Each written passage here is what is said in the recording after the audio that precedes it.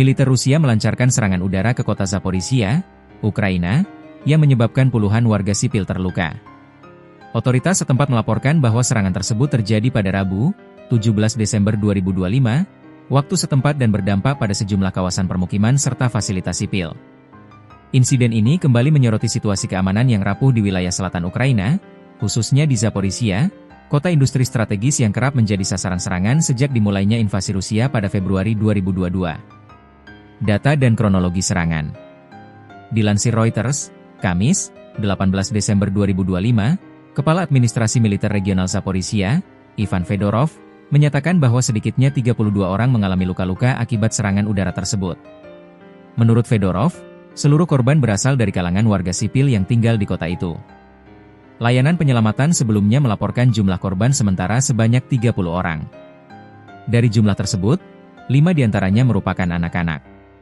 Serangan tersebut dilaporkan menghantam sebuah blok apartemen, sebuah rumah tinggal, serta sebuah lembaga pendidikan. Petugas darurat dikerahkan ke sejumlah titik terdampak untuk mengevakuasi korban, memberikan pertolongan pertama, serta menangani kerusakan bangunan. Hingga laporan ini disusun, belum ada informasi resmi mengenai korban jiwa. Kondisi kota Zaporizhia. Zaporizhia dikenal sebagai salah satu kota industri paling penting di Ukraina. Kota ini menjadi pusat industri metalurgi, manufaktur otomotif, serta lokasi pembangkit listrik tenaga nuklir Zaporizhia, yang merupakan pembangkit nuklir terbesar di Eropa. Sebelum pecahnya perang, Zaporizhia memiliki populasi sekitar 710.000 jiwa. Kota ini terletak sekitar 27 km dari garis depan pertempuran, menjadikannya berada dalam jangkauan serangan jarak jauh. Sejak invasi Rusia dimulai pada Februari 2022, Zaporizhia telah berulang kali menjadi sasaran serangan, baik melalui serangan udara maupun serangan menggunakan drone dan rudal. Kondisi ini menyebabkan tekanan berkelanjutan terhadap infrastruktur sipil dan kehidupan warga setempat. Pernyataan resmi otoritas Ukraina.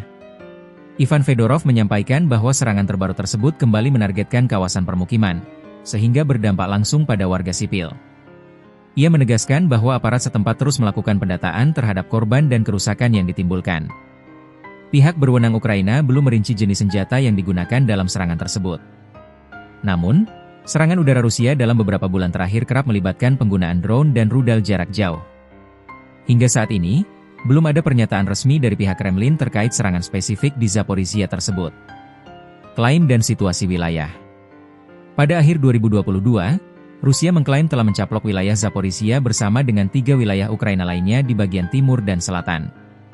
Namun, klaim tersebut tidak diakui oleh Ukraina maupun sebagian besar komunitas internasional. Wilayah Zaporizhia hingga kini masih terbagi antara area yang dikuasai Rusia dan wilayah yang berada di bawah kendali pemerintah Ukraina.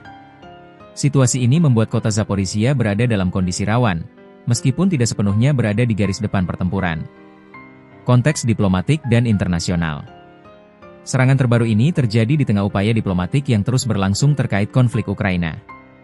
Amerika Serikat dilaporkan tengah mendesak Ukraina untuk mempertimbangkan syarat-syarat perdamaian tertentu guna menghentikan pertempuran. Dorongan tersebut menuai beragam tanggapan.